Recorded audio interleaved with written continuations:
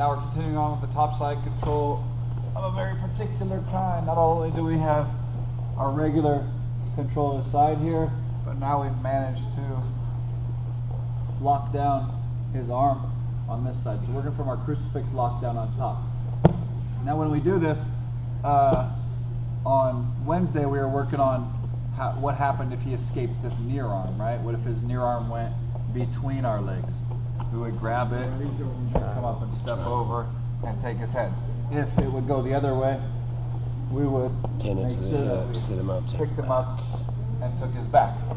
So today we're going to be working on the far arm when we're in here, right? So that was two ways that his near arm's going to escape. We're going to work on ways that his far arm's going to escape or try and protect itself and how to take advantage of that. So once again, we were starting in our regular side control, and I was just putting my hand right here because most of the time it's going to bring his hand up. It helps me trap. So when we start all your drills today, start from that side control and use that easy move to practice transitioning into this. The smoother and more transitions you get, the more natural it'll be when you're actually doing it. All right, so when I get right here, his arm right here can be in several different spots, right? One of them is going to be right here trying to block our neck, and another one would be trying to hold on right here, and a third one would be underhooked right here. So we're going to deal with his arm when it does all three of those things today. So the first one is when his arm is up above, maybe he's trying to push right to here. Now, whenever this arm gets to right here, we have to remember that if I can come up right here, I can bring it down. But if I'm just reaching up and trying to grab on, it's probably not going to happen. So from this one right here, I prefer whenever I'm in this position and somebody pushes on my neck right here, I'm just going to take my far arm right here and push on his elbow, bring myself down and around, and my head all the way down to right here, moving from my arm triangle position, right? Now when I move, I can plant my head right here, then I'm going to move myself up, over and across for finishing my arm triangle, whether we're finishing it one-handed, whether finishing it palm to palm, whether we're finishing it with our Mausoleum grip, right?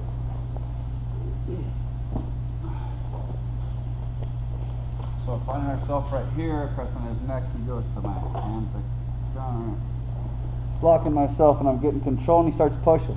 As soon as he does, move myself up and around and planting my head on the floor. So he starts kicking and moving and doing whatever. I have my head planted on the floor. From right here, I'm just going to take and move my knee across his belly. I like to post my hand out, but you don't have to. Post my hand out right here, stepping my leg across, bringing myself right down, and then squeezing for my finish.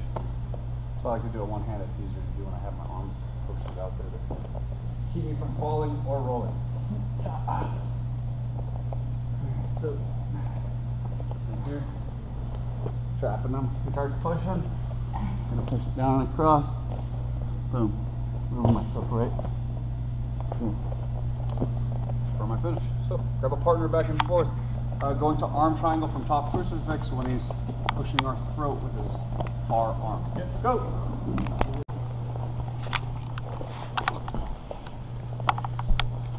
Alright, so I know that one looks pretty easy, but it's more complicated than it looks. I'm telling you, it's one of the staples of jiu-jitsu. You got to get good at the arm triangle. You're gonna find you can do it in most positions, both top and bottom, and it's always going to finish with the same kind of concept. It's just going to kind of lock up differently. In this case, I think the one-handed approach is probably one of the better ways to do it. Okay, so our next one right here, we find ourselves in this position. Now, he's holding on right here. We have a couple different attacks we can do right here, but I want to get him back to the slot he was in just a second ago. So what I'm going to do is take my hand on this side right here.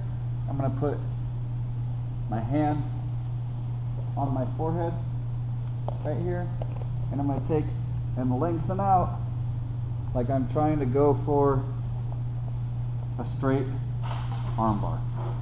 That make sense? So if he's right here, I'm going to take this arm, put it on my forehead, and lengthen, lengthen, lengthen out, and look until I feel myself hit this wrist. Right?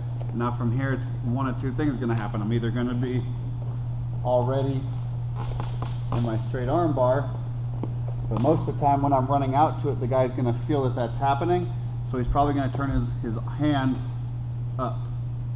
When he does that right there, my hand's already waiting. I'm going to drag my elbow, both my elbows back to his body right here, holding on with my Americana, and I want to put all 4 knuckles flat on the ground, and I want to drag his elbow down while lifting it up at the same time. All right, all 3 of those things are important. If I'm in that same place but his knuckles are this way, look at how far that elbow comes up.